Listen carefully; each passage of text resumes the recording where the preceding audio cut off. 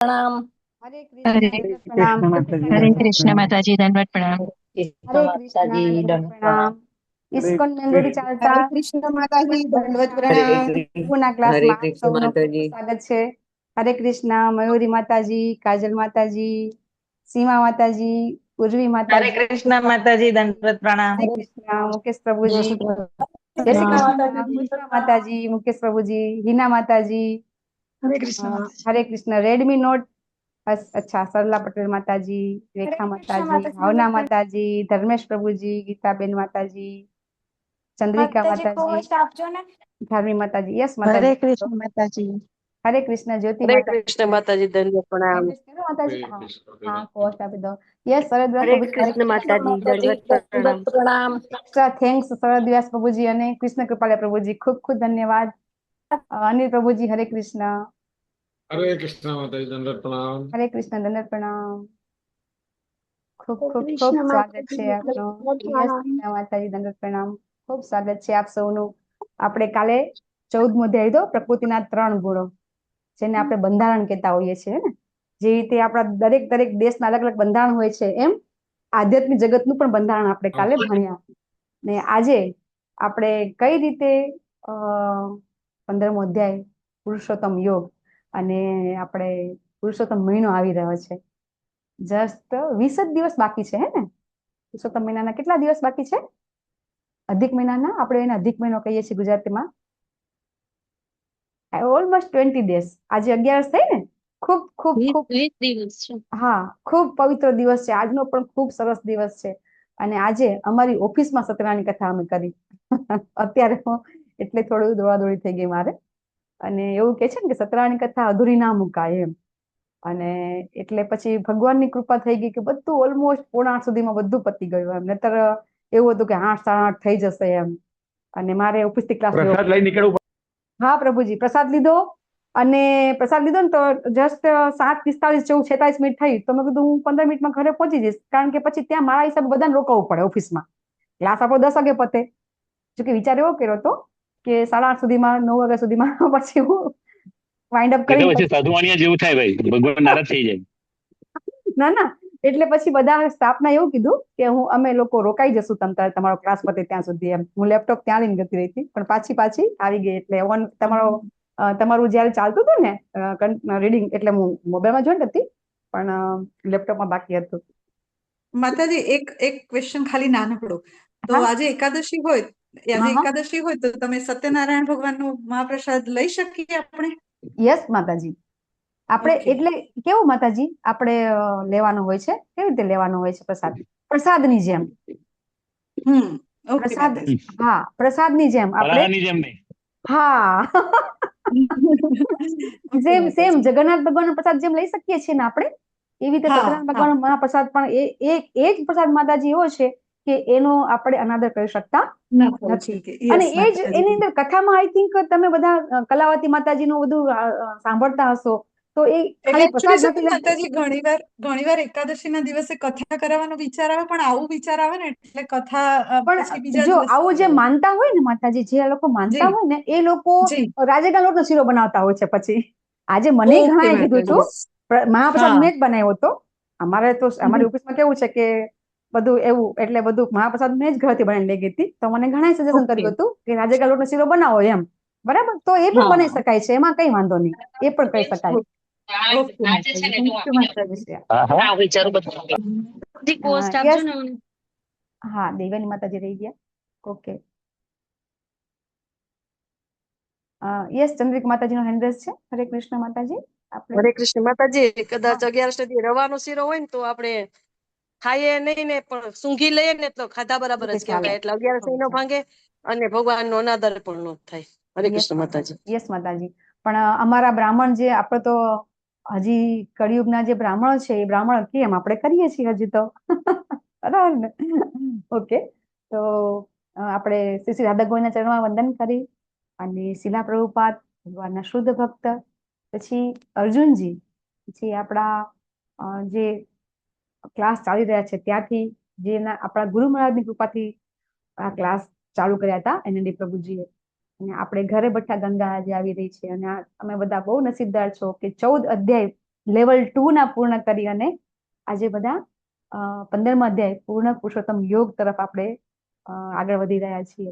અને ખૂબ નસીબદાર છીએ આપણે બધા કે આજના પવિત્ર દિવસે આપણે પુરુષોત્તમ યોગ અને ઘણા બધા આજનો અધ્યાય રોજ કરતા હોય છે. અને હા, અધિક મહિનામાં આપણે બધા ઇસ્કોનના બધા ભક્તો આ અધ્યાય આપણે રોજ વાંચતા હોઈએ છીએ, શ્લોક અને અનુવાદ આપણે. તો ખરેખર બહુ જ સરસ અધ્યાય છે આજનો. અને અધ્યાય સમજવો ખૂબ સરળ છે. થોડુંક એવું લાગશે સ્ટાર્ટિંગમાં, કદાચ નવું નવું કોઈને હોય તો, બાકી લગભગ બહુ અધ્યાય સરળ છે સમજવો. તો આપણે પ્રભુપાદને વંદન કરી, ગુરુ મહારાજને વંદન કરી અને બધા વૈષ્ણવોને વંદન કરી અને આપણે અધ્યાયની શરૂઆત કરીશું.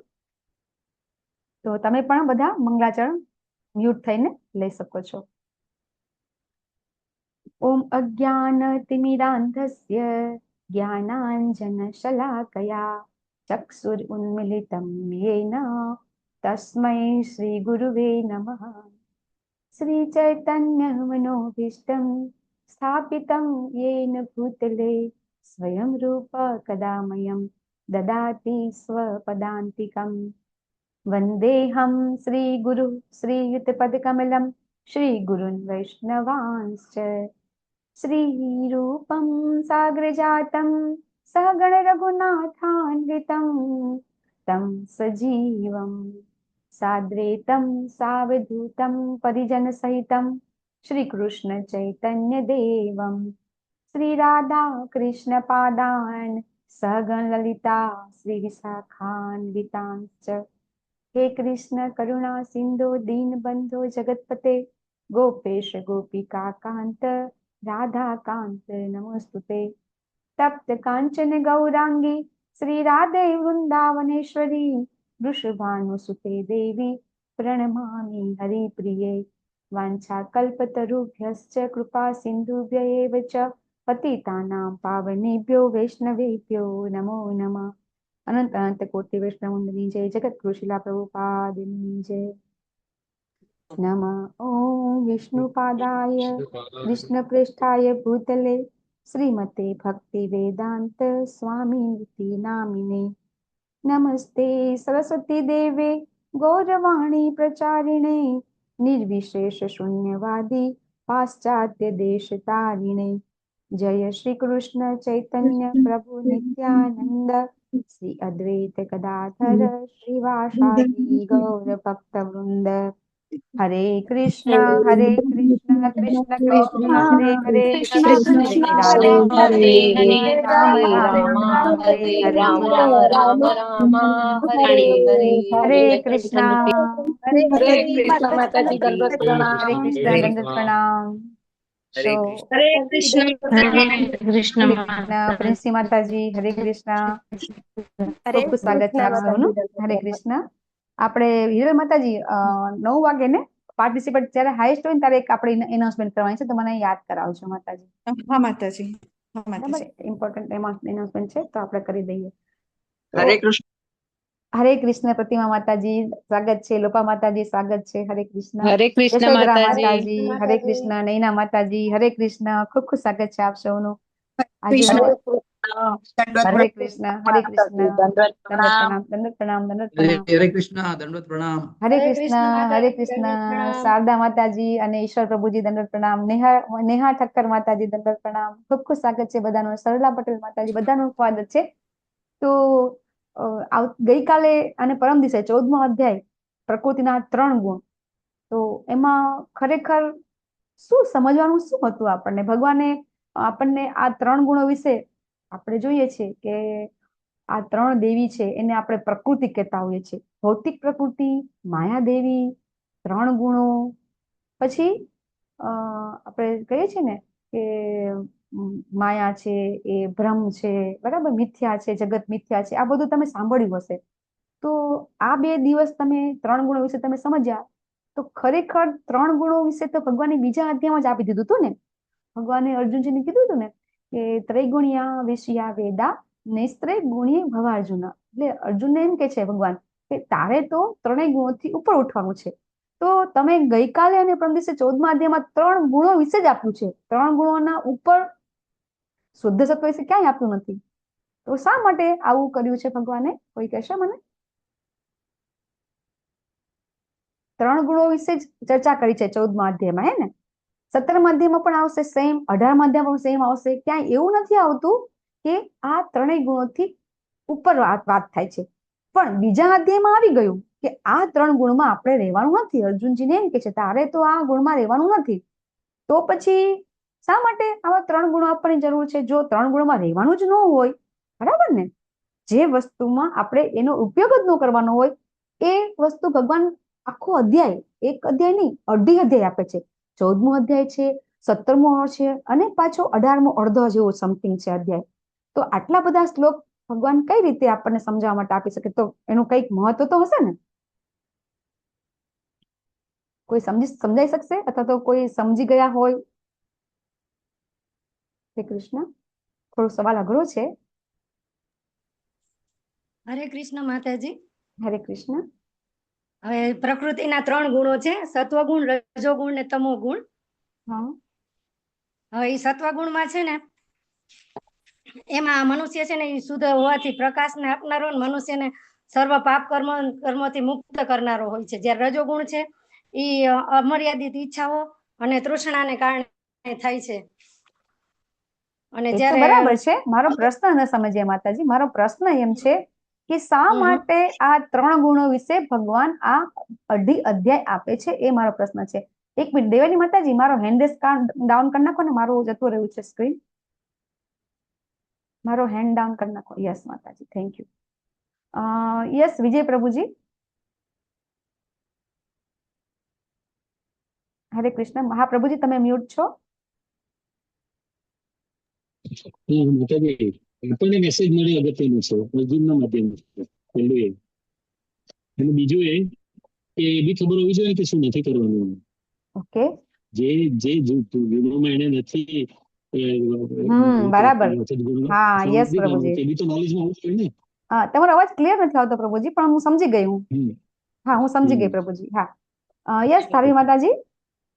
હરે કૃષ્ણ માતાજી. એટલે કે આપણા બધાના કર્મ અલગ અલગ હોય તો એ પ્રમાણે એનું ફળ ને સજા પણ કહેવાય ને, આપણે જેવી રીતે હોય છે કે કોઈ ચોરી કરે છે તો એની સજા મળવી જોઈએ, એવી રીતે અલગ અલગ હોય કે જેમ કે મર્ડર કરે છે તો એની સજા અલગ હોય.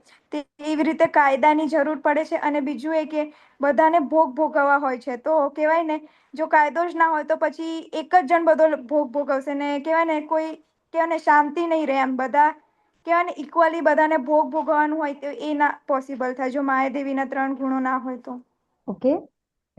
યસ માતાજી, સરસ. હરે માતાજી. યસ પ્રિન્સી માતાજી. હરે કૃષ્ણ માતાજી. હરે કૃષ્ણ. હરે કૃષ્ણ. માતાજી, આપણે 3 ગુણો એટલે આપ્યા કે આપણને ખબર પડે કે આ 3 ગુણો પણ બંધન છે અને આપણે આ 3 ગુણો ઉપરથી ઉપર ઉઠીને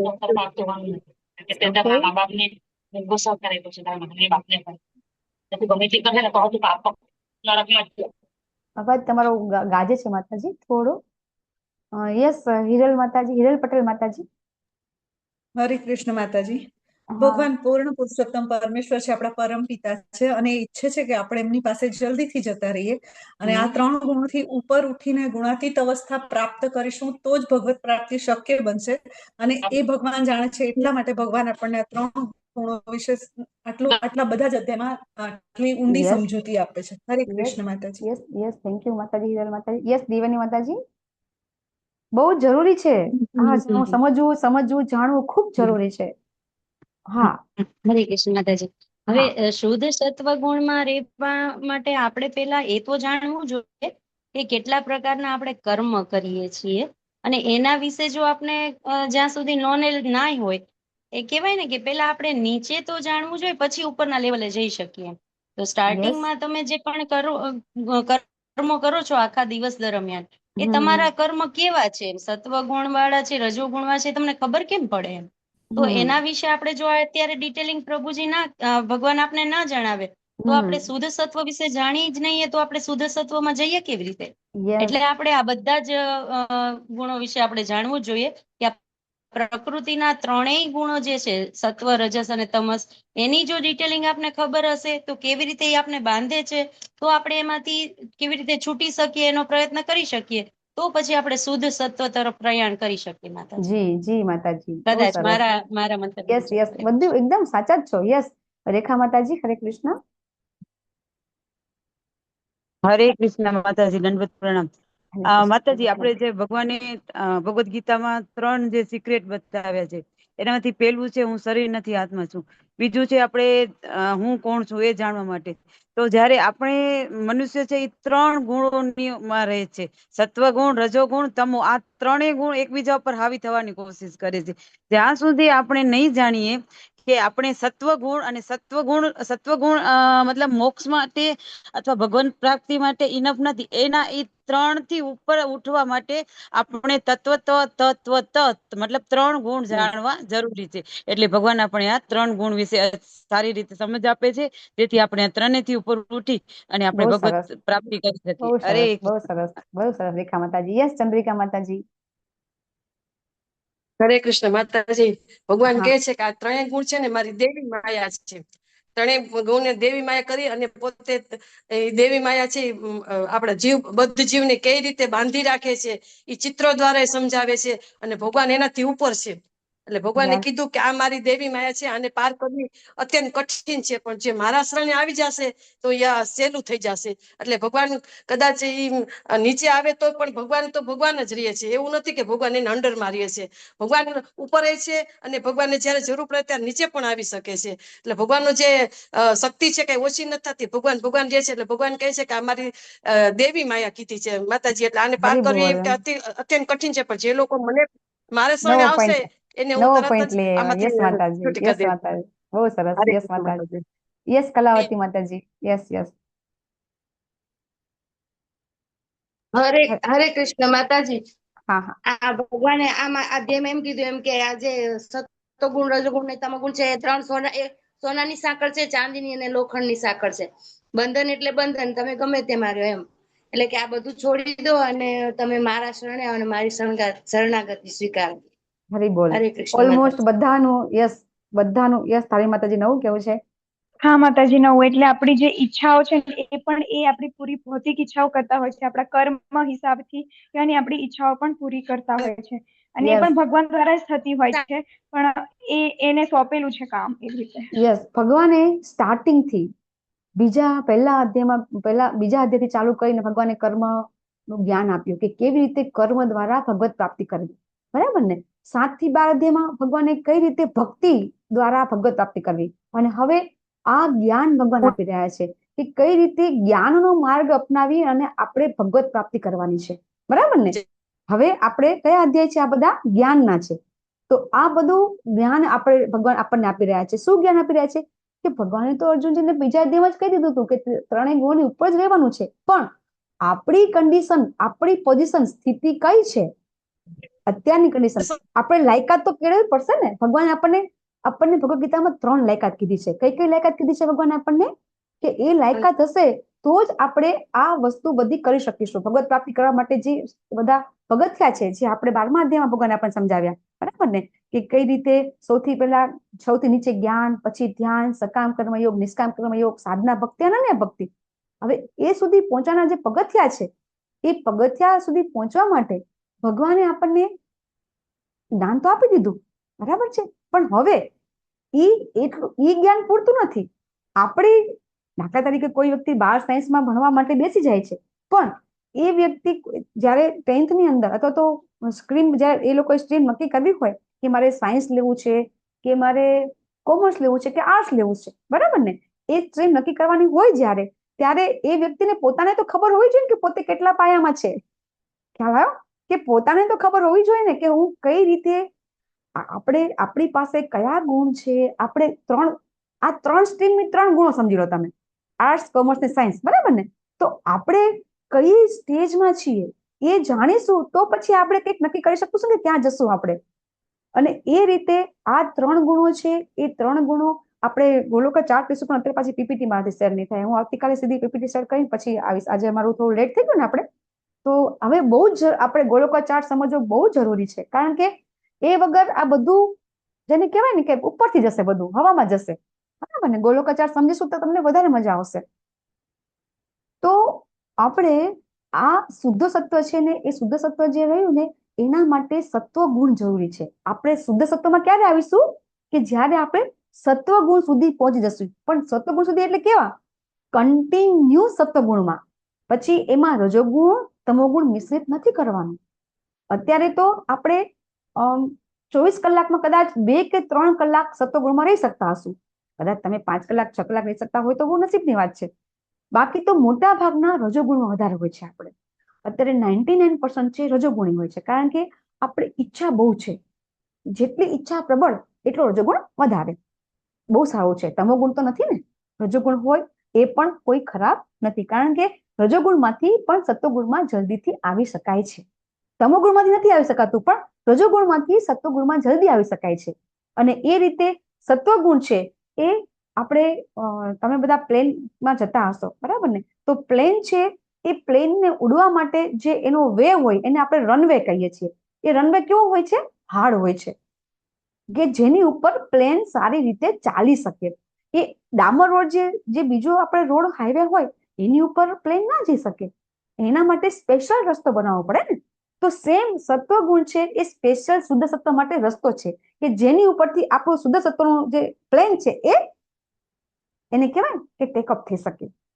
તો આપણે સત્વગુણ જે ભગવાન અત્યારે 14મા અધ્યાયમાં 17મા અધ્યાયમાં કેમ ફક્ત રજસ તમસ ને સત્વગુણ આપી રહ્યા છે? કારણ કે ભગવાનને ખબર છે કે અર્જુનજીને ગીતા તો એમણે ક્યારે આપી?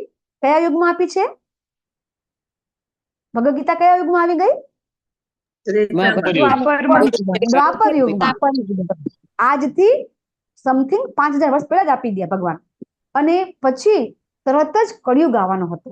અને કળિયુગમાં શુદ્ધ સત્વમાં લોકો હોવા બહુ જ એ બધા વેદવ્યાસજી છે, ઇવન એ બધાના જે નૈમિષારણ્યના બધા ઋષિઓ છે, સૂત ગોસ્વામી છે, સુખદેવ મહારાજ, બધાને ખબર હતી કે કળિયુગમાં જીવ કેવો હશે. ભરી ભરીને શ્લોક લખેલા છે. અને હું શ્લોક વારંવાર ગાયતી હોય છું. પ્રાયેણ અલ્પ આયુષ્ય સભ્ય કલૌ અસ્મિન યુગે જનાહા મંદાહા સુમંદ મતયો મંદ ભાગ્ય અપરતઃ. આવા કળિયુગના જીવ હશે. શાંતિ જ નહીં હોય તો પછી સત્વગુણની તો ક્યાં વાત કરવી?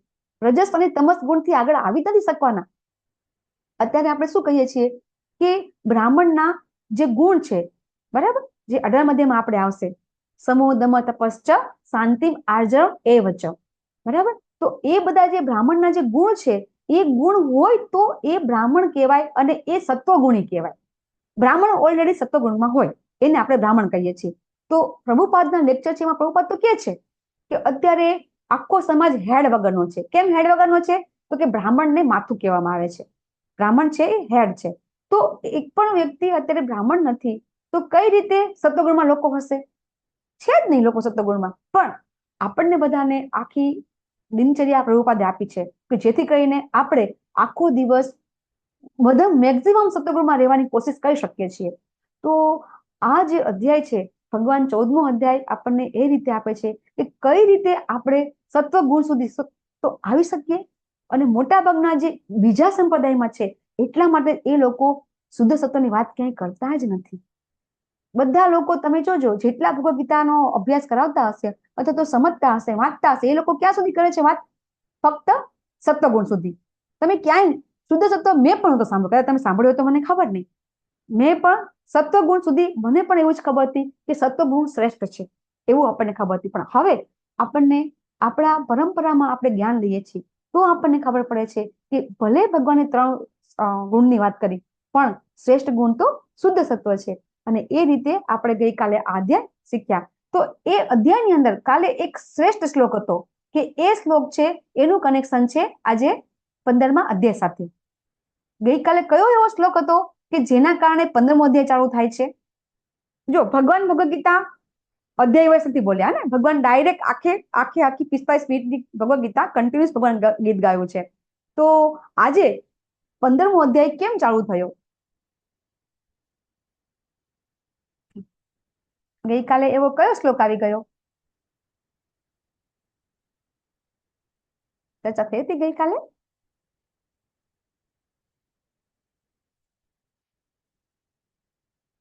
હેલો, વ્યભિચારેણ ભક્તિ યોગેન સેવતે. યસ માતાજી. મામચયો અવ્યભિચારેણ ભક્તિ યોગેન સેવતે સગુણાન સંમતિતે ત્યાં બ્રહ્મભૂયાય કલ્પતે. આ શ્લોકમાં ભગવાન શું કહે છે કે જે મારી અવ્યભિચારેણ એકદમ બરાબર, અમિશ્રિત ભક્તિ કરે છે, ત્યારે એ આ 3 ગુણોને ઓળંગી જાય છે. તો 3 ગુણોને ઓળંગવાની ભગવાને લાયકાત પાછી બતાવી. આપણે વચ્ચે મેં પ્રશ્ન કર્યો તો રહી ગયો કે ભગવાને કઈ કઈ લાયકાત બતાવી અત્યાર સુધી? અર્જુનજીને ભગવાને કઈ કઈ લાયકાત બતાવી કે આ લાયકાત હોય તો ભગવાનની ભક્તિ થઈ શકે? કયા કયા ગુણ આવી ગયા? અર્જુનજીમાં તો હતા જ, પણ આપણે એ બધા ગુણ આપણે કઈ રીતે આપણને ખબર પડશે? જો ખબર પડશે તો આપણે એ ગુણ સુધી પહોંચવાની કોશિશ કરીશું ને. કયા કયા ગુણ છે કે જે આપણે જરૂરી છે? વારંવાર આપણે એક વસ્તુ તો વારંવાર આવે છે, ભગવાન કે છે અનન્ય ભક્તિ, બરાબર ને? કેવું કે છે ભગવાન? ન કોઈ બીજી નહીં, ન અન્ય. અનન્ય ભક્તિ એક લાયકાત ભગવાનની. ભગવાનની ફક્ત ને ફક્ત ભગવાનની જ ભક્તિ, બીજા કોઈની ભક્તિ નહીં, એને કહેવાય અનન્ય ભક્તિ. પછી બીજી લાયકાત કઈ કે છે ભગવાન?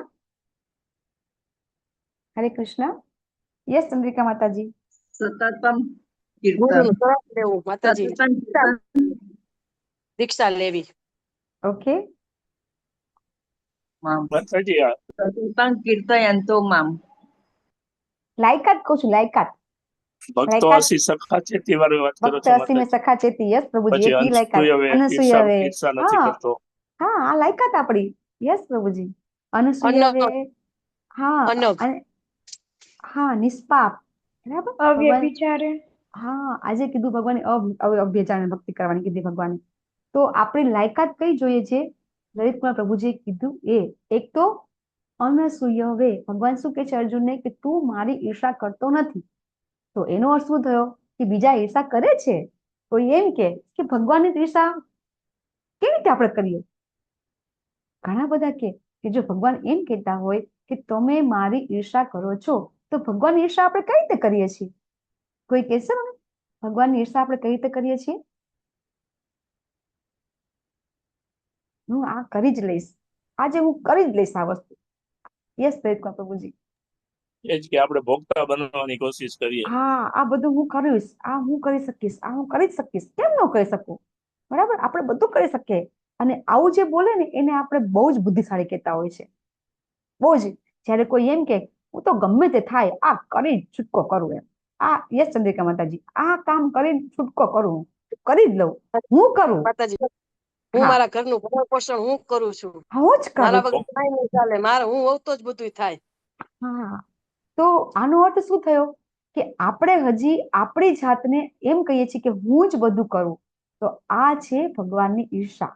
એ સિવાય બીજી ઈર્ષા કઈ કરીએ છીએ? યસ ભાલી માતાજી. હરે કૃષ્ણ માતાજી, આપણે પોતે પોતાને ભગવાન માનીએ છીએ, ભગવાનને આપણે ભગવાન તરીકે સ્વીકારતા જ નથી. યસ, શ્રદ્ધા ને વિશ્વાસ જ નથી આપણને. હા, યસ.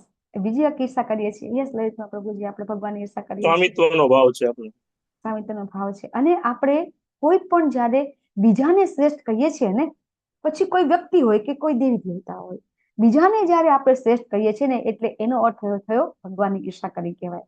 આપણે સેજ એક્ઝામ્પલ લઈએ આપણે કે આપણે આપણા સગાવાલામાં કોઈ આપણું કોઈ બહુ બેસ્ટ હોય, પણ આપણે એના બદલે કોઈ એક વ્યક્તિ એવી હોય, બરાબર, તમારા કુટુંબમાં, તમારા સમાજમાં, ગમે ત્યાં એક વ્યક્તિ એવી હોય કે ખરેખર એનું લેવલ હાઈ હોય બીજા બધા ગુણની અંદર, પણ આપણે એની હાજરીમાં આપણે બીજી કોઈ વ્યક્તિને વધારે એમ કે ના આ વ્યક્તિ શ્રેષ્ઠ છે, તો પેલી વ્યક્તિની ઈર્ષા થઈ કે ન થઈ?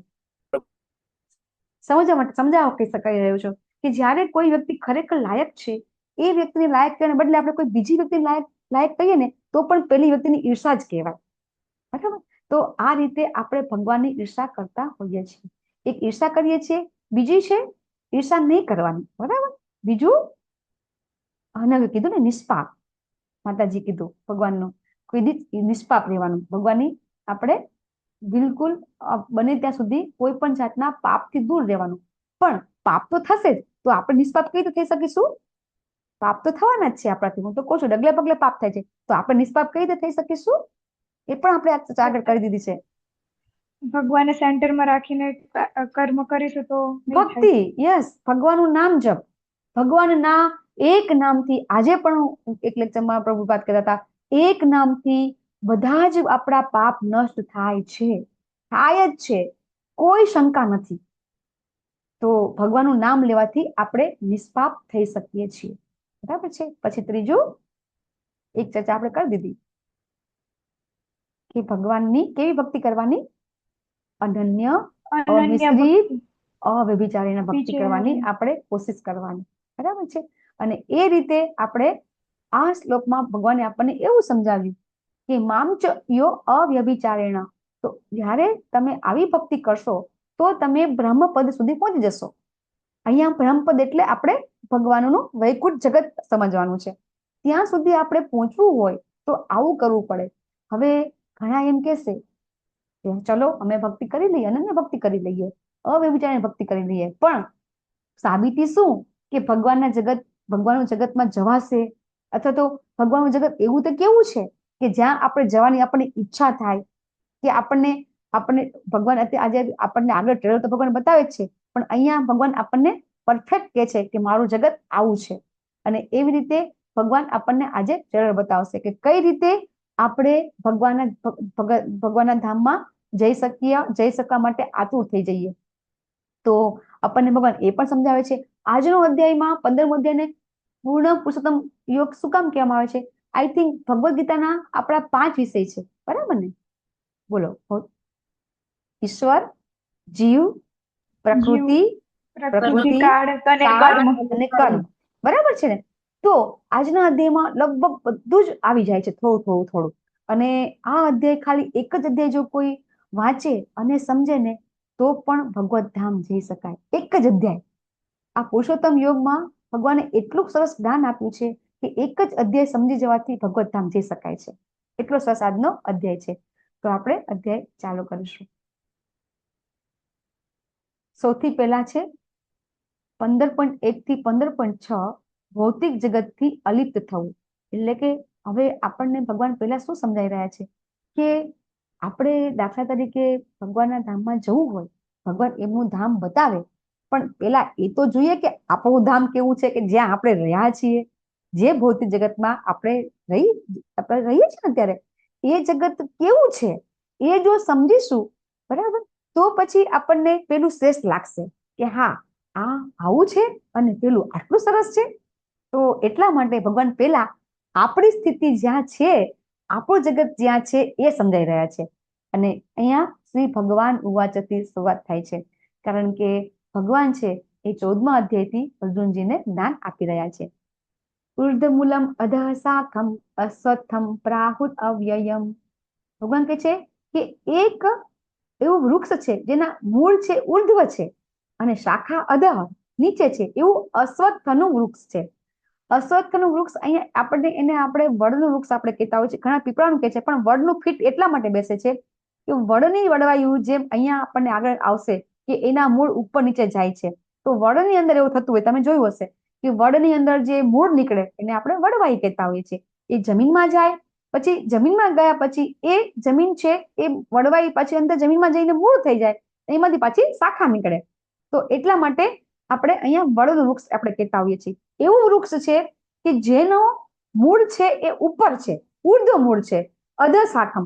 આપણે લેવલ 1માં તો સમજતા હોઈએ છીએ, બરાબર ને, કે કઈ રીતે આવું વૃક્ષ આપણે જોઈએ તો કે પાણીમાં જોતા હોઈએ. આ આપણે સમજાવવાની જરૂર નથી કે કોઈ ઊંડા લટકે તો દેખાય અને પાણીમાં પ્રતિબિંબ દેખાય, બરાબર. પણ અહીંયા આપણે લેવલ 2માં એક સ્ટેપ આગળ જોઈશું કે ઉર્ધ્વમૂળ એટલે શું. તો અહીંયા ચિત્રમાં બ્રહ્માજી બતાવ્યા છે.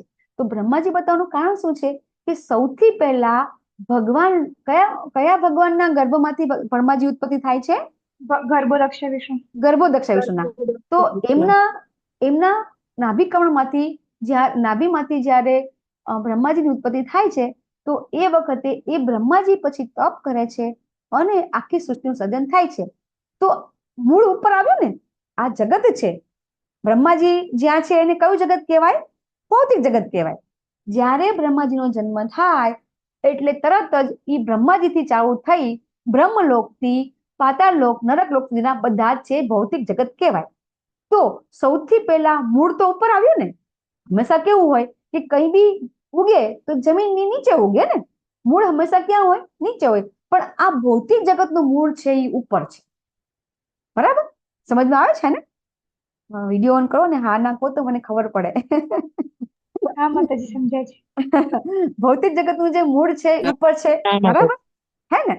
તો એવી રીતે ભગવાન કહે છે કે એની શાખાઓ નીચે છે. શાખાઓ નીચે કેવી રીતે છે કે પછી સત્યલોક, તપોલોક, જનલોક, મહરલોક, પછી સ્વર્ગલોક અને પૃથ્વીલોક, ભૂરલોક, ભુવરલોક, આ બધું આવે છે ને. તો એ રીતે આ ધીમે ધીમે જે આપણું જે જગત છે ધીમે ધીમે મોટું થતું જાય છે, બરાબર.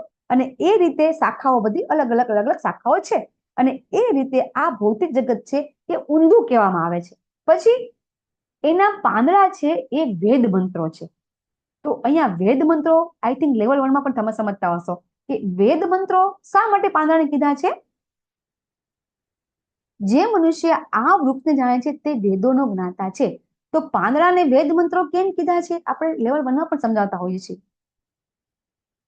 બહુ જાણવું જરૂરી છે. પાંદડાને વેદ મંત્રો કેમ કીધા છે. મારા બધા લેવલ 5 ના બી ભક્તો છે અહીંયા.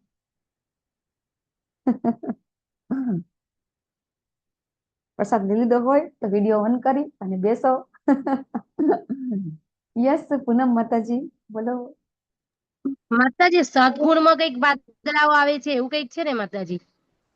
નહીં, વેદના મંત્રો.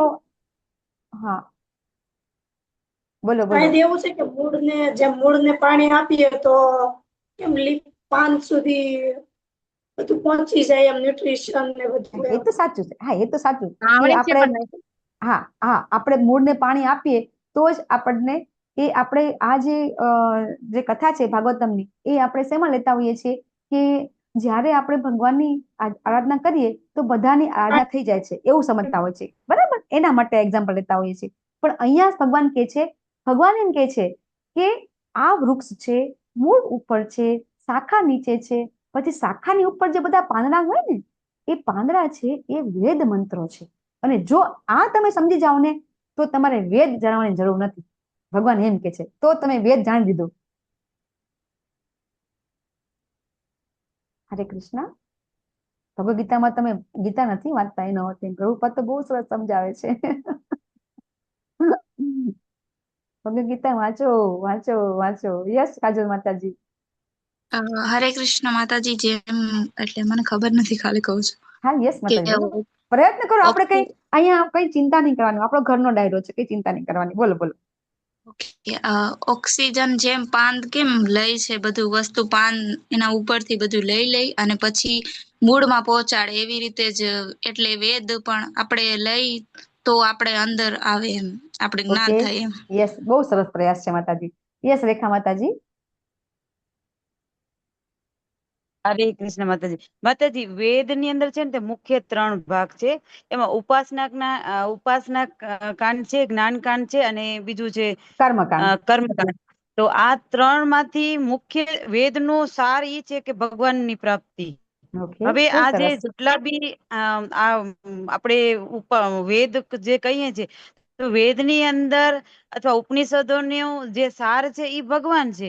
તો ભગવદ ગીતાની અંદર પણ ભગવાન અહીંયા કહે છે કે આ જે વૃક્ષ દેખાય છે ને એની ટહલી, એની જે શું કે ડાળીઓ, એની જે આ પાંદડાઓ એ બધા વેદો છે અને એનું મૂળ તો હું જ છું. હરે કૃષ્ણ.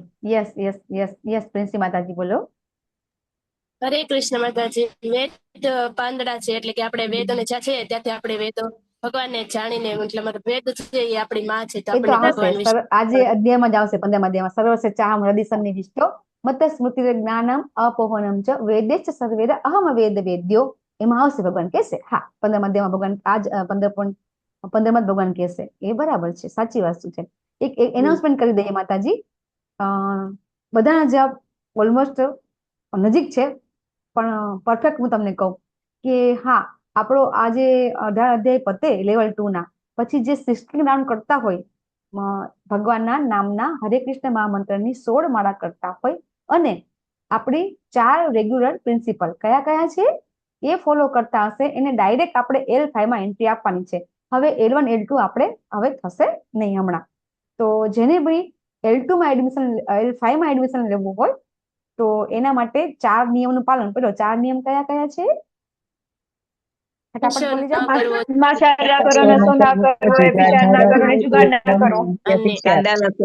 એક વ્યક્તિ બોલી જાઓ. બિચારા જે નહીં ખબર હોય નહીં ખબર પડે. એક જ ધારી માતાજી બોલો.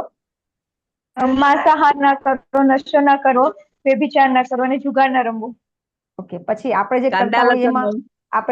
આપણે શું નહીં કરવાનું? ચા કોફી નહીં પીવાની, ઓનિયન ગાર્લિક હા, નહીં, ચોકલેટ, કોલ્ડ ડ્રિંક્સ, એ ઓનિયન બધું ગાર્લિક પણ નહીં. માંસાહારમાં હા. આવી જાય છે. અને ચોકલેટ ને એ બધું નશીલી પદાર્થમાં આવી જાય છે, બરાબર? જેમાં હા, કેફીન આવે, હા. જેમાં બી કેફીન આવે. તમે જોજો કે બાળકોને ચોકલેટ બહુ ભાવે, કારણ કે એ ચોકલેટ ખાય એટલે એની આદત પડી જાય છે એને, હે ને? એટલે એ રીતે નહીં ખાવાનું. તો તમારામાંથી કોઈ બી ફક્ત માતાજી તમે એક વાર સમજાવો. બધા વાત કરી પણ તમે કહ્યું તેવું જ છે, બધું મિક્સ સંભળાયું. યસ મારા પ્રભુજી. તો સૌથી પહેલા તો આપણે વ્યભિચાર નહીં કરવાનો. તો વ્યભિચાર તો આપણા ગુજરાતની અંદર તો બહુ ઓછું હોય છે, બરાબર? કે આપણા સમાજની અંદર એક પત્ની વ્રતનું આપણે રામ ભગવાનને બધા બહુ ફોલો કરીએ છીએ, બરાબર ને? એક પતિ ને એક પત્ની, એ આપણે બરાબર ફોલો કરતા હોઈએ છીએ. તો એ પછી બીજું છે કે માંસાહાર. તો માંસાહાર નહીં કરવામાં માંસમાં છે ને ઓનિયન ગાર્લિક પણ આવી જાય છે, બરાબર? પછી ત્રીજું છે નશીલી વસ્તુ નહીં લેવાની. તો દારૂ તો આપણે બંધ જ છે ગુજરાતની અંદર. તો પછી ચા કોફીનું વ્યસન છે એ બહુ ખતરનાક છે, કારણ કે આપણા ઘરે મહેમાન આવે તો આપણે સૌથી પહેલા શું પીવડાવીએ? ચા, બરાબર ને? સૌથી પહેલા અમારે તો અહીંયા ચા જ હોય, કોફી તો બહુ ઓછી હોય અમારે. કોઈ ચા કરતા કોફી તો ખરાબ છે, ચા બરાબર છે. તો એ ચા છે ને એ પણ વ્યસન છે.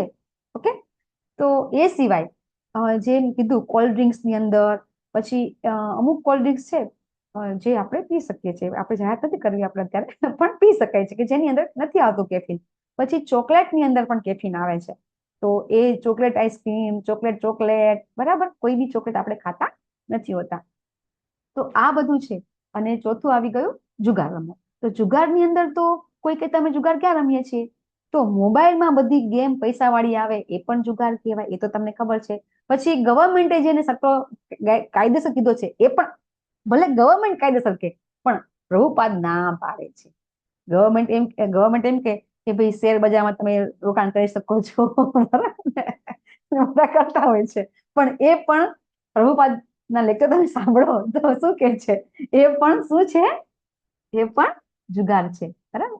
તો આ બધું છે એ ન કરતા હોય તો ડાયરેક્ટ તમે એલફાઈમાં આવી શકો છો. હા, તમે અત્યારે કરતા હોય કદાચ કઈ બી, કદાચ આપણે શેર બજારમાં પૈસા રોકતા હોય તો કઈ ડાયરેક્ટ બંધ ન કરવાનું હોય, બરાબર? તો ખોટ જાય. તો પછી વિજય પ્રભુજી કહે છે મેં તો બહુ રોક્યા છે પૈસા, અને હવે તમે કહો છો કે બંધ કરો. તો એ બધું ધીરે ધીરે વાઇન્ડ અપ થાય, એના માટે એકદમ કરવાની જરૂર નથી. હા, પણ તમે જે નવું છે આજથી, તમે નવી વસ્તુ જે કરતા હોય એ આજથી નહીં કરવાની, બરાબર? દાખલા તરીકે કોઈ ચા કોફી પીતા હોય તો અત્યારે તમે એકદમ છોડી દો ને તો શું થાય? તકલીફ પડે. બધાને અમને અનુભવ છે. મારે તો માઇગ્રેન હતું, મેં ચા છોડી હતી. વિચાર કરો શું તકલીફ પડે. તો એક દિવસ તમને ચા છોડશો તો શું થશે? કે આખો દિવસ માથું ભારે ભારે થશે, નહીં તમને મજા આવે. તો રાત્રે અથવા તો તમે જયારે સૂતી વખત એમ થાય સાંજે કે હવે તો નહીં જ રહેવાય, તો થોડીક પી લેવાનું. પછી બીજે દિવસે નહીં પીવાનું, આખો દિવસ નહીં પીવાનું. પછી એક દિવસ પછી થોડીક પી લેવાનું. આવું કરશો ને તો આઈ થિંક L5 5 કે 6 તારીખે, માતાજી બુધવારે કઈ તારીખ આવે છે? આપણે બુધવાર ચાલુ થાય છે, કારણ કે મારે L2 પતે પછી જ લેવાશે.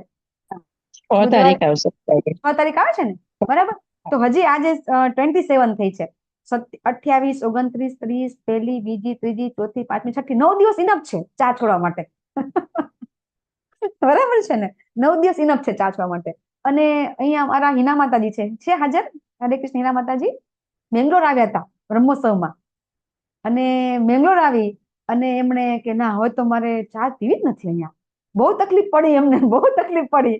પણ પછી એમણે ચા પીધી જ નહીં અને ચા છૂટી ગઈ. અમે કીધું કે ભાઈ અહીંયા યાત્રાની અંદર આ બધા અખતરા ન કરાય, બહુ તકલીફ પડે, પણ માતાજી માયના નહીં. હરે કૃષ્ણ. છે હિના માતાજી, હિના ત્રિવેદી માતાજી. હરે કૃષ્ણ. માતાજી હા, બોલો પ્રભુજી. કેફેઇન નું તમે કહો છો, હવે સમજો કે આપણે ઇન્ગ્રેડિયન્ટ ચેક કરીએ એમાં કેફેઇન ના હોય તો એવી વસ્તુ ચાલે? પછી હા, જેમાં કેફીન નથી, જેમાં કેફીન નથી. હા, એવું કોઈ બી કન્ફેશનરી હોય તો વાંધો નહીં. હા, આપણને ખબર જ હોય ને. આપણે બધા તો હવે બધા હોશિયાર છે અમે લોકો. તમે એની ક્યાં વાત કરો? હવે તો ઓનિયન ગાર્લિક વગરની મેગી આવી ગઈ છે, બરાબર ને? ઓનિયન ગાર્લિક વગરની મેગી આવી ગઈ છે હવે. માતાજી બાય ધ વે હું છે ને 7 વર્ષથી વેગન ફોલો કરું છું, એટલે એકચ્યુઅલી હું તો મિલ્ક Okay.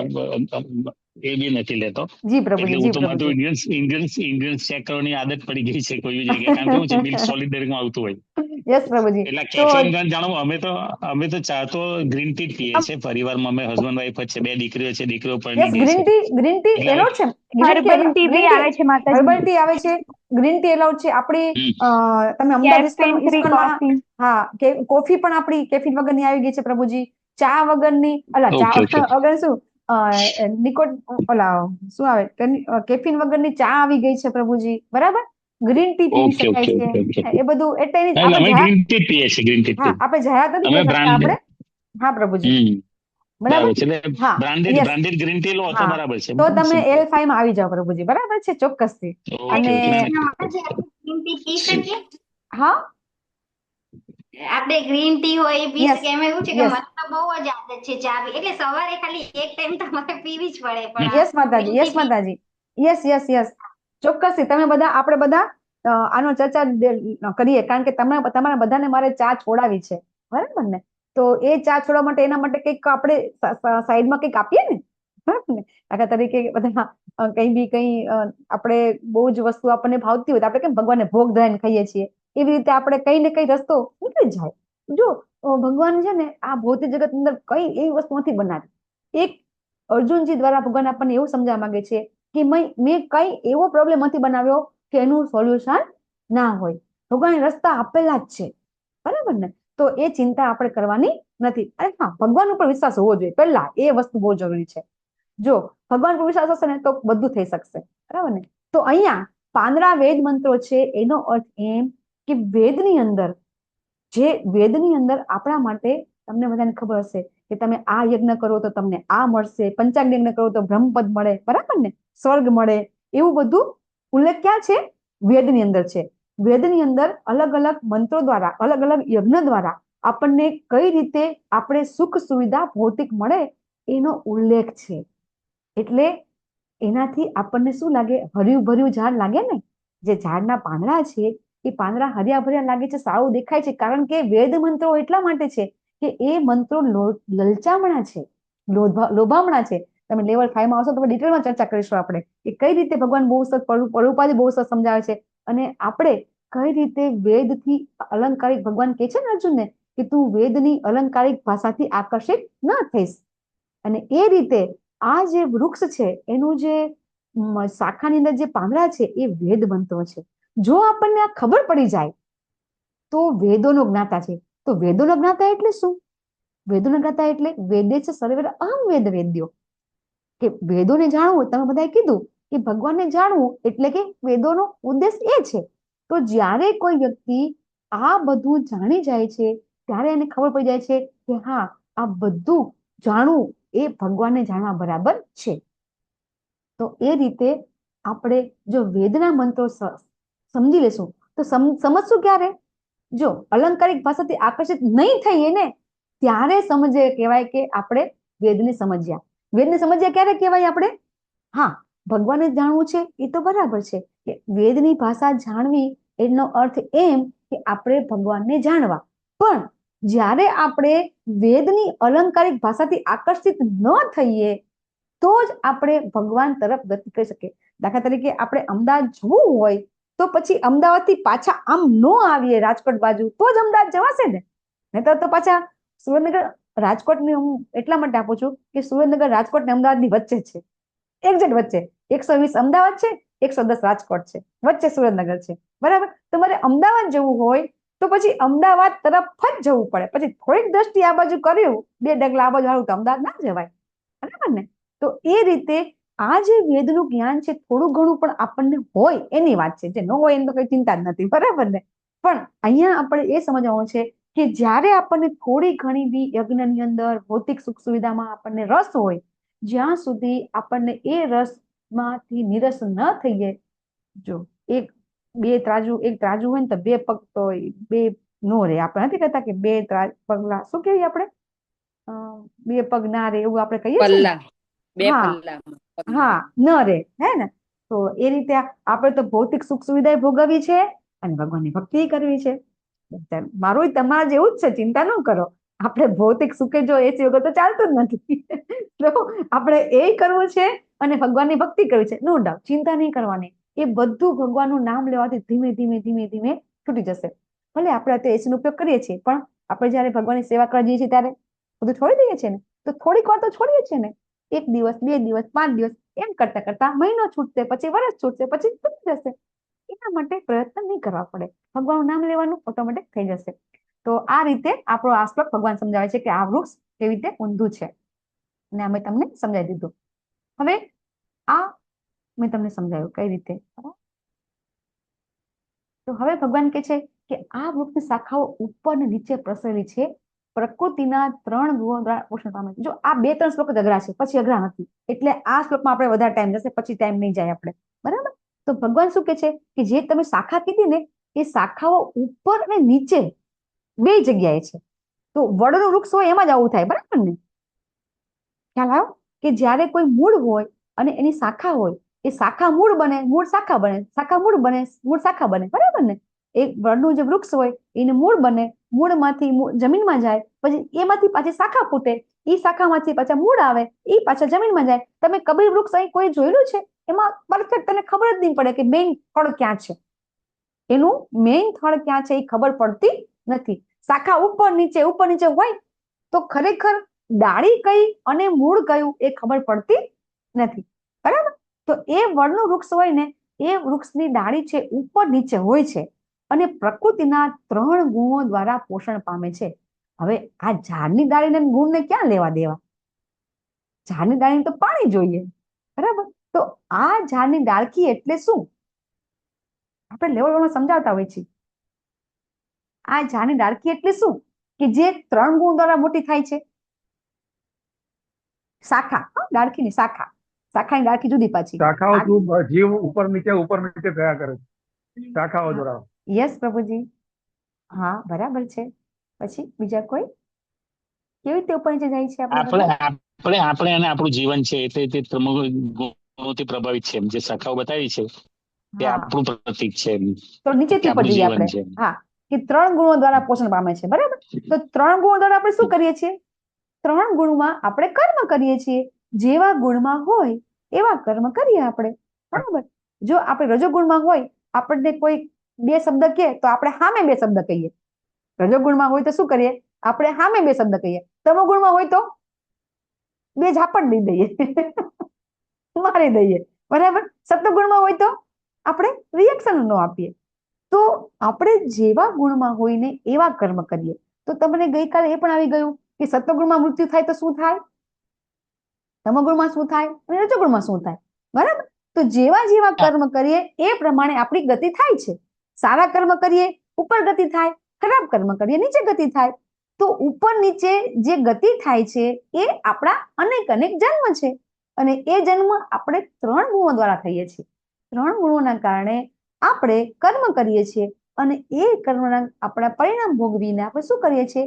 ઉપર નીચે એટલે કે ઉપર જઈએ એટલે કે ઉચ્ચ લોકમાં જઈએ, નીચે જઈએ તો નરકમાં જઈએ, બરાબર. નીચે જઈએ તો શું થાય? પૃથ્વીથી નીચે નરક, પાતાળ લોક સુધી, અને ઉપર લોક. એ રીતે આપણે શું કરીએ છીએ? ગતિ કરીએ છીએ. અને એની ડાળખીઓ છે ઇન્દ્રિયના વિષયો છે. તો વિષયો કયા કયા છે? શબ્દ, સ્પર્શ, રૂપ, ગંધ, સ્વાદ, બરાબર. એ આપણા વિષય છે.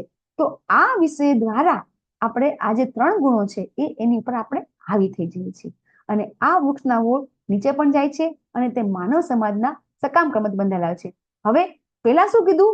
શાખાઓ ઉપર જે જાય છે, પણ હવે વૃક્ષના મૂળ છે ને એ નીચે પણ જાય છે. મૂળ નીચે જાય છે એટલે શું?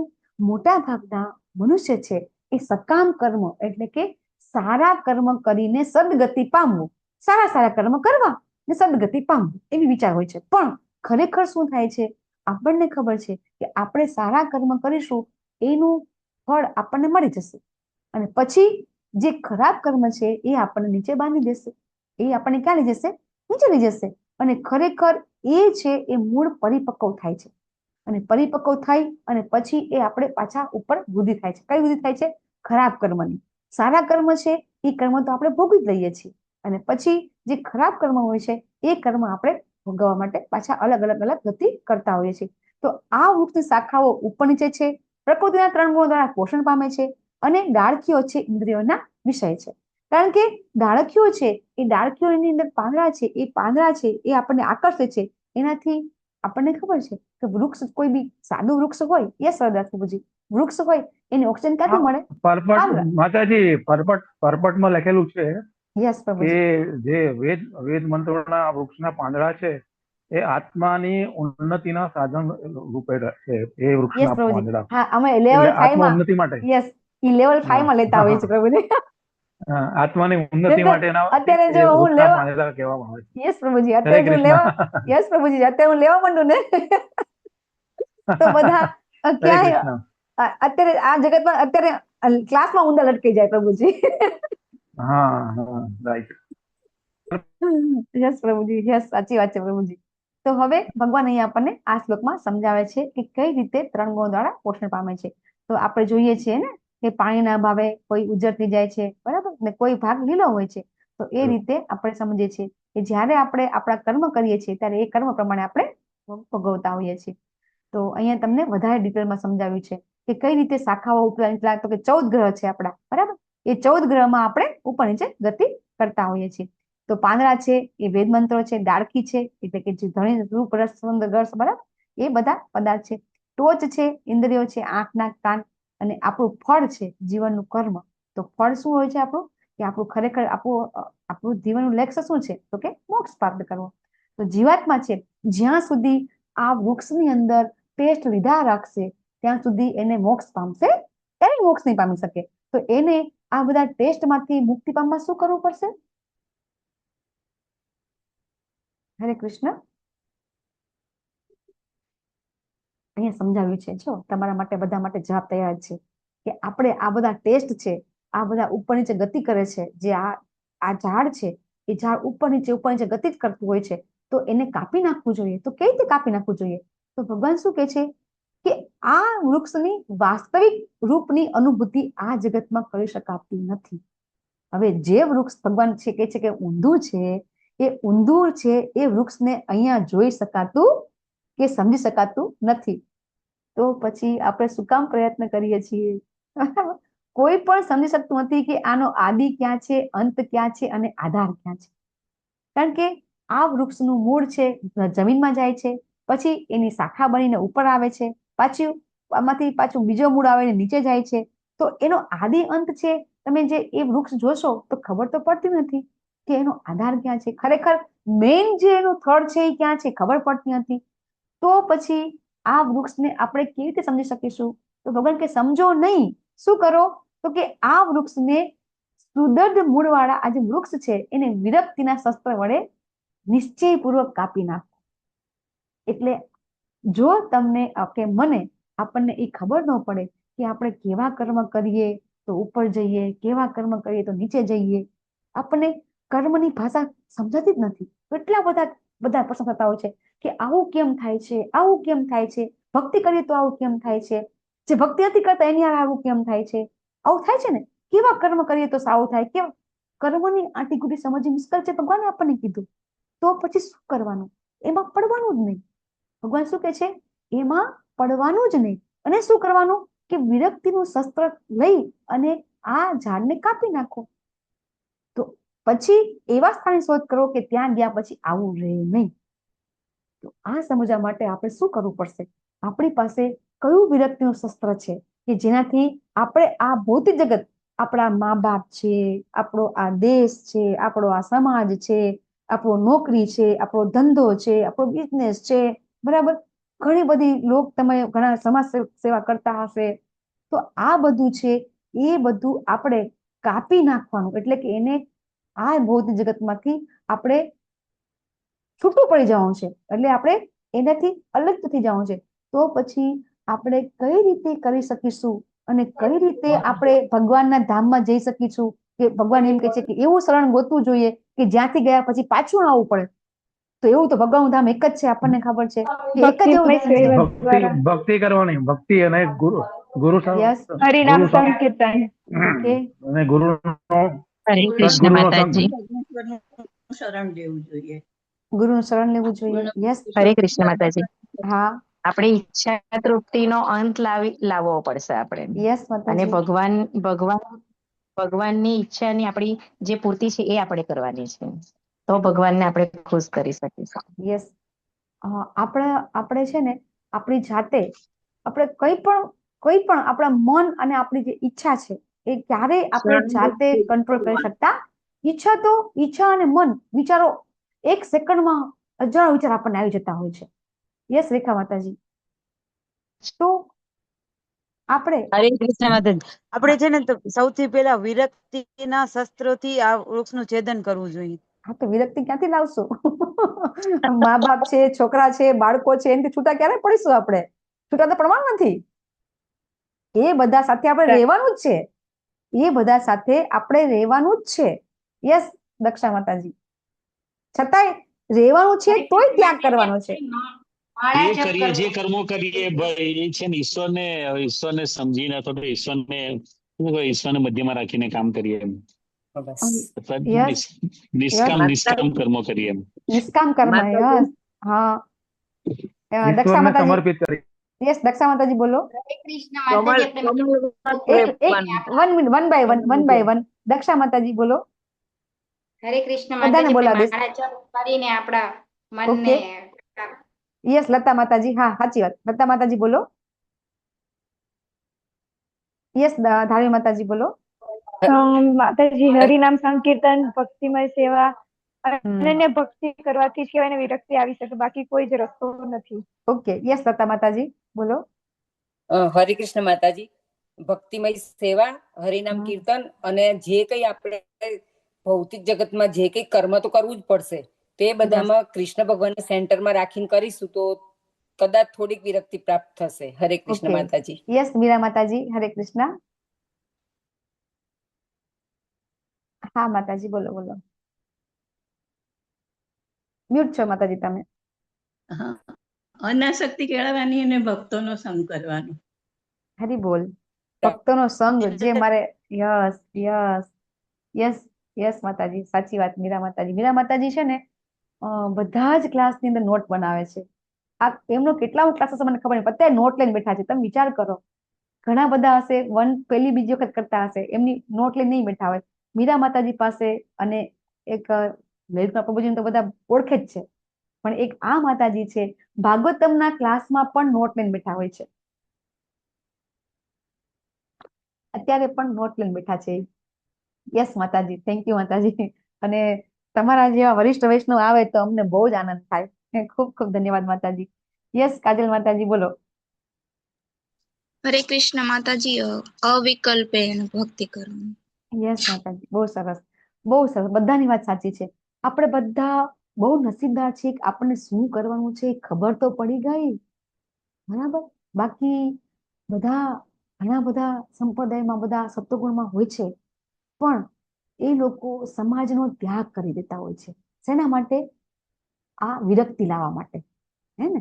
આ ભૌતિક જગત એ લોકોને ખબર પડી ગઈ છે કે હા આ ભૌતિક જગતની વિરક્તિ તો લેવાની જ છે, પણ એ લોકો શું કરે છે? બધાનો ત્યાગ કરી દે છે. હે ને? મોટા ભાગના તમે જોજો કે જે ભગવાધારી હોય છે, સફેદ કપડાધારી હોય છે, એ લોકો શું કરે છે? પોતાના ઘરથી દૂર જતા રહે છે ને. અને એટલા માટે આપણે ઇસ્કોનમાં જયારે આપણે દીક્ષા લેવી હોય છે આપણે તો આપણને ઘરમાંથી ના પાડે છે. એ લોકોને ખબર નથી દીક્ષા એટલે શું. મને જ મારી જ વાત કહો ને, એમને એમ કે દીક્ષા જતી રહેશે ઘર છોડીને, એવું હતું. ખરેખર હરિનામ દીક્ષા, બ્રાહ્મણ દીક્ષા સુધી આપણા ઇસ્કોનમાં 99.99% લોકો છે એ ગૃહસ્થ છે, બરાબર. અને છતાં પણ ભગવાનના ભક્ત છે. તો એનો અર્થ એમ નથી કે ઘર બહાર છોડી દેવાનું છે. આ જ જગતની અંદર અત્યારે જ અહીંયા રહીને જ આપણે ભગવાનની ભક્તિ કરવાની છે. નરસિંહ મહેતા હતા જ ગૃહસ્થ, ભક્ત બોડાણા ગૃહસ્થ હતા જ, સંત તુકારામ ગૃહસ્થ હતા જ. ઢગલા બંધ એક્ઝામ્પલ છે કે જે બધા ગૃહસ્થ નિભાવીને ગૃહસ્થ ધર્મ નિભાવતા ભગવત ધામ ગયેલા છે. જનક રાજા ઘણા બધા. હા માતાજી, ઢગલા બંધ એક્ઝામ્પલ છે. અને તમે મને એ બતાવો, એટલા એક્ઝામ્પલ બતાવો કે સંસાર ત્યાગીને ભગવત ધામ ગયેલા છે. એ કેટલા એક્ઝામ્પલ છે? તો આપણને વિરક્તિનું શસ્ત્ર આપણે લેવાનું છે, વિરક્તિનું શસ્ત્ર આપણે અપનાવવાનું છે. પણ એના માટે સંસાર ત્યાગ નથી કરવા.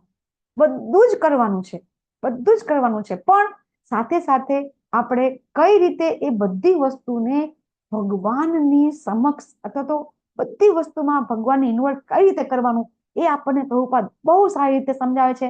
એટલે આપણા આચાર્યો બધા આપણને બહુ સારી રીતે સમજાવે છે.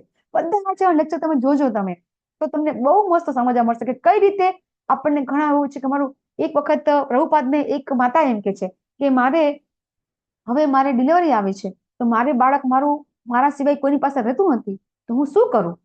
તો પ્રભુપાદ શું કે છે? શું કહ્યું હશે પ્રભુપાદે? કોઈને ખબર છે? મેં પેલા પણ કીધું હતું. પ્રભુપાદે શું કીધું? મંદિરે ના આવતું.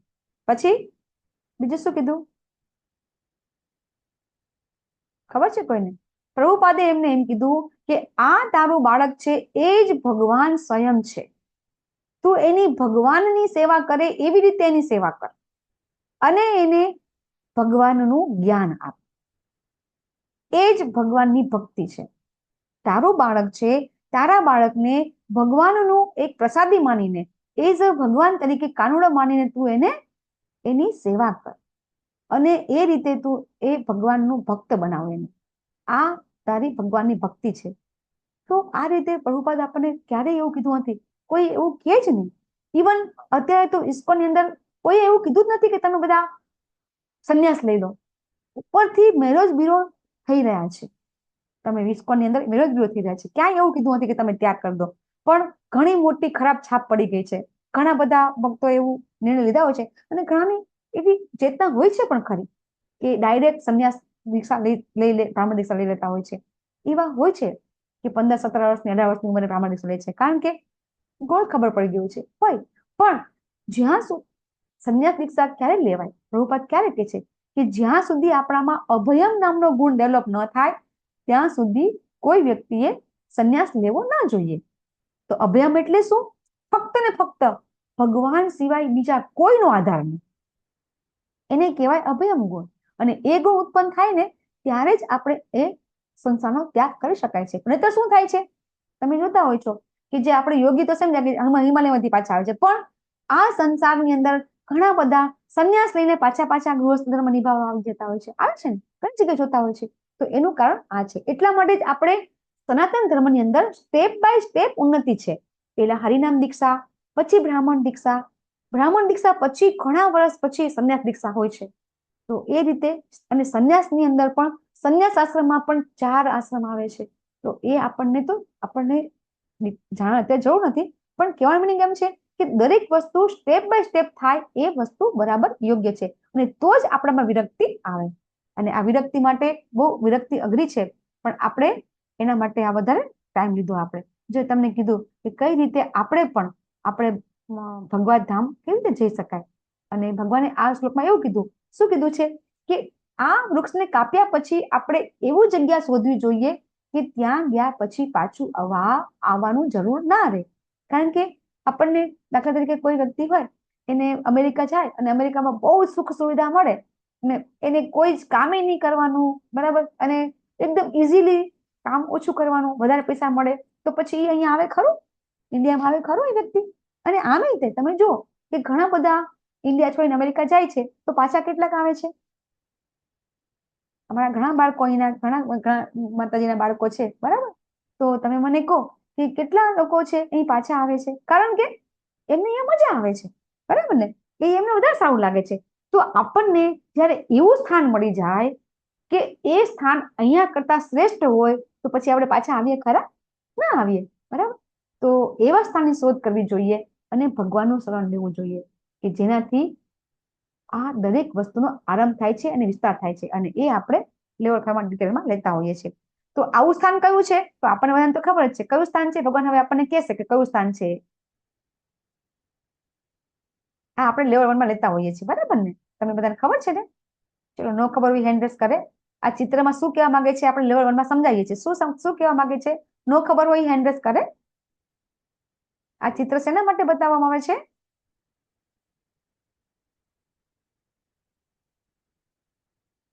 અચ્છા, બધાને ખબર છે, બરાબર ને? કે આ છે એ આપણું માનવનું જીવન છે, બ્રિજ છે. એ બ્રિજ ઉપરથી જઈ અને આપણે આ આધ્યાત્મિક જગત છે કે જ્યાં આપણે જવાનું છે. તો એ બહુ સરસ છે. અને પરંતુ આપણે જે આ મનુષ્ય જન્મ આપણને આપેલો છે, યસ સ્મિતા માતાજી, નથી ખબર? ઓકે, તો આ પિક્ચર છે ને, આ પિક્ચર ની અંદર આપણને એવું બતાવવામાં આવે છે કે આપણે જે જગ્યાએ રહ્યા છીએ, બરાબર, એ જગ્યાથી આપણે આ જગત છે, આ જગ્યાએ જવાનું છે, અને વચ્ચે આ બ્રિજ છે. તો ભગવાને આપણને આ મનુષ્ય જન્મ આપ્યો છે, બ્રિજ જેવો છે. પણ આપણે શું કરીએ છીએ? મનુષ્ય જન્મમાં આપણે લીલા લહેર કરીએ છીએ. શું કઈ ખાઈ પી મજા કરો ને, બીજો જન્મ કોને જોયો છે? આપણે નથી કહેતા હોતા. પણ ભગવાન તો કે છે જાતસ્ય ધ્રુવ મૃત્યુ, ધ્રુવમ જન્મ મૃત્યુ છે, જન્મ પછી મૃત્યુ છે જ. પણ આપણે શાસ્ત્ર વાંચતા નથી એટલે આપણે માનતા નથી. શાસ્ત્ર વાંચે તો માને કે જન્મ પછી મૃત્યુ, મૃત્યુ પછી જન્મ છે. અને જો એવું માને તો પછી અહીંયા મજામાં રહેતા નથી. આપણને તો કેવું થાય, હા ભલે ને બહાર ગરમી રહી, આપણા ઘરમાં તો એસી છે ને, મજાથી સુવો ને, આપણે એવી રીતે જીવન જીવતા હોઈએ છીએ. પણ પાછી ગરમી તો આવવાની જ છે, પાછું બહાર તો જવાનું જ છે, એ આપણે જોતા નથી. અને એ રીતે આ મનુષ્ય જન્મનો ઉપયોગ આપણે કરતા નથી અને અહીંયા જતા નથી. તો ખરેખર આપણે શું કરવું જોઈએ? આ જન્મનો ઉપયોગ કરીને આપણે આ ધામમાં જતું રહેવું જોઈએ. પછી કેવી રીતે આપણે જવું જોઈએ? તો પ્રભુના શરણે જાઓ, બરાબર, જ્ઞાનમાં શોધો, પછી શાશ્વત આવાસ શોધો. અને કઈ રીતે આપણે આ 3 ગુણોથી જે આપણે બંધાઈ ગયા છીએ, તો જ્યારે આપણને ખબર પડે, હું વારંવાર કહેતી છું કે જ્યારે આપણને ખબર પડે કે આપણી કેવી રીતે બંધાયા છીએ, પછી આપણે જેવી રીતે બંધાયા હોય એ ત્યાંથી ઉલટું કરીએ એટલે આપણે છૂટી જવાય. બંધનમાં કેવી રીતે બંધાયા છીએ ખબર પડે, પછી આપણે છૂટવાની આપણને ખબર પડે.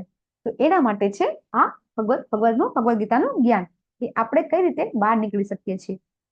તો આપણે બહુ ડિટેલમાં સમજ્યા કે આપણે અસંગ શસ્ત્રણ, તો આપણું કયું છે કે જેથી કરીને આપણે આ વિરક્તિ આવી શકે, તો આપણે ડિટેલમાં સમજી ગયા. તો હવે ભગવાન આ શ્લોક પણ આપણે બહુ જ એટલે બહુ જ સરસ છે.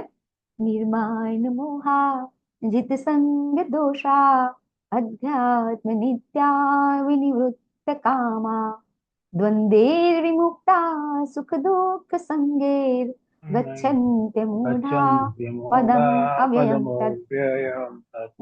ભગવાન શું કે છે કે આપણે જે આ દ્વંદ છે, સુખ દુઃખના દ્વંદથી આપણે બંધાઈ ગયેલા છીએ, બરાબર. તો એનાથી મુક્ત ક્યારે થવાશે?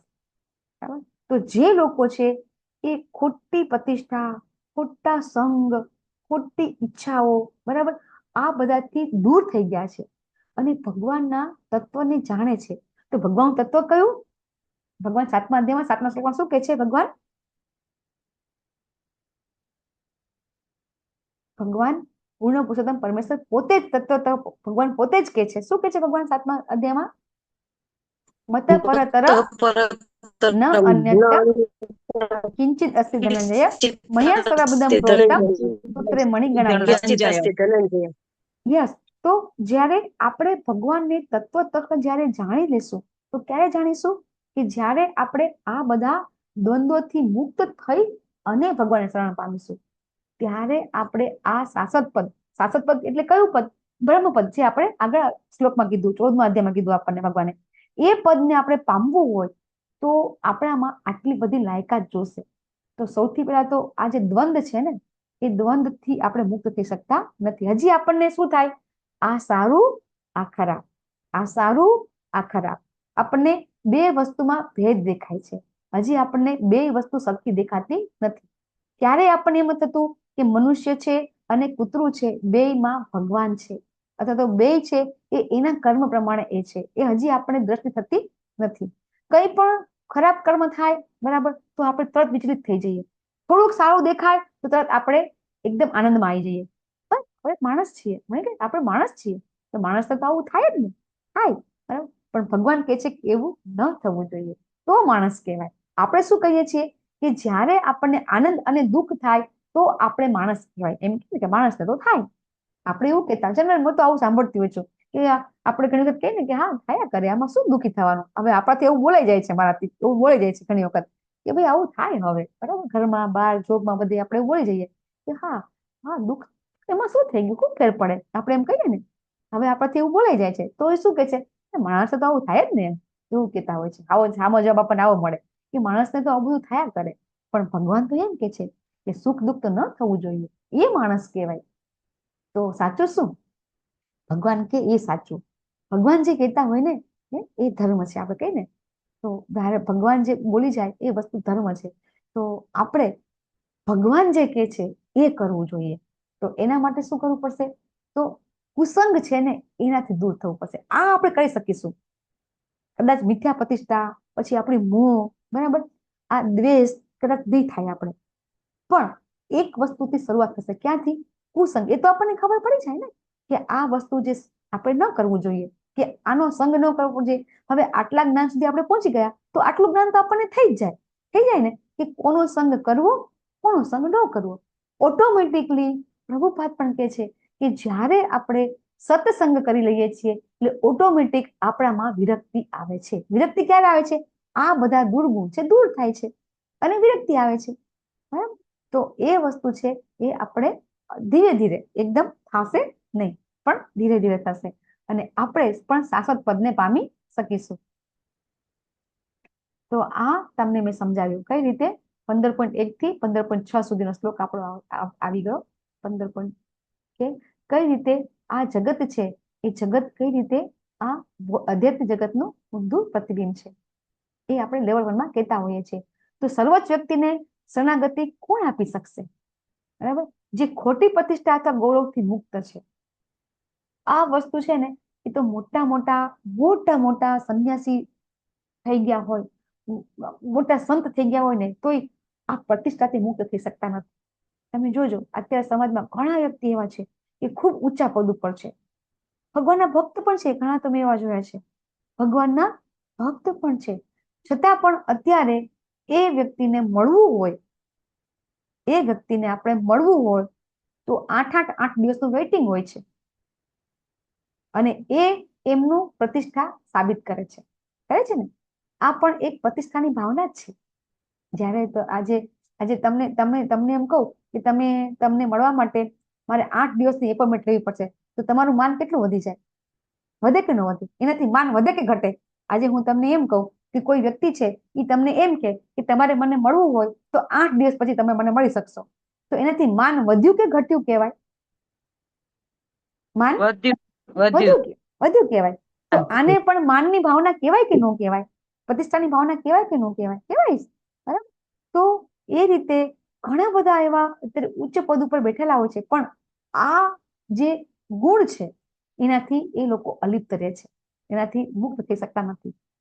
પ્રતિષ્ઠાની, માનની ભાવનાથી મુક્ત થઈ શકતા નથી. તો એ વસ્તુ જ્યારે થાય તો જ તો એવા વ્યક્તિ છે ગમે એટલી ઊંચી છે, ભગવાનની ભક્તિ પણ કરે છે, તો પણ ભગવાન કહે છે કે એનામાં વિરક્તિ આવી નથી. વિરક્તિ ન આવી હોય તો ભગવાન તો આપણને લઈ જ ના જાય ભગવત ધામ. બરાબર ને? તો એ રીતે આ વસ્તુ પણ સમજવી બહુ જરૂરી છે. પછી મોહ, ભ્રમ, એ તો આપણને ખબર છે. આપણને કેટલો બધો મોહ, આપણા માયા દેવી છે, આપણને મોહિત કરે છે. અને મોહ ને ભ્રમ કેમ કહેવામાં આવે છે? કારણ કે જેનો આપણને મોહ છે, જે આપણને ગમે છે એ ભ્રમ છે, એટલે મોહ ને ભ્રમ કહેવામાં આવે છે. લેવલ 5 માં ડિટેલમાં લેતા હોય છે આપણે. પછી જીત સંગ દોષાહા, ખોટા સંગથી દૂર રહેવું, એ વસ્તુ આપણે સ્વયં કરી શકીએ છીએ. અને દ્વંદ્વેર વિમુક્ત, દ્વૈતથી મુક્તિ, સુખ દુઃખથી મુક્તિ. અને વિનિવૃત્ત કામા, તો આપણી જે ભૌતિક ઈચ્છા છે એનાથી દૂર.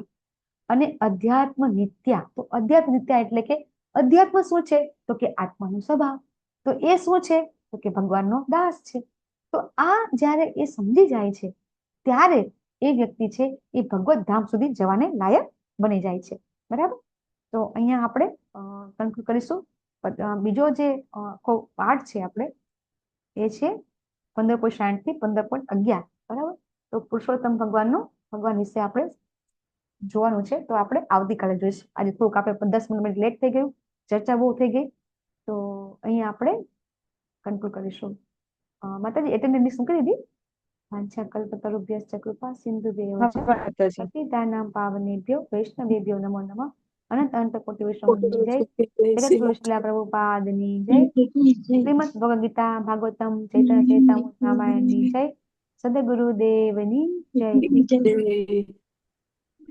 હરે કૃષ્ણ હરે કૃષ્ણ કૃષ્ણ કૃષ્ણ હરે હરે હરે રામ હરે રામ હરે રામ હરે રામ હરે હરે હરે હરે કૃષ્ણ કૃષ્ણ માતાજી માતાજી હરે કૃષ્ણ માતાજી માતાજી હરે કૃષ્ણ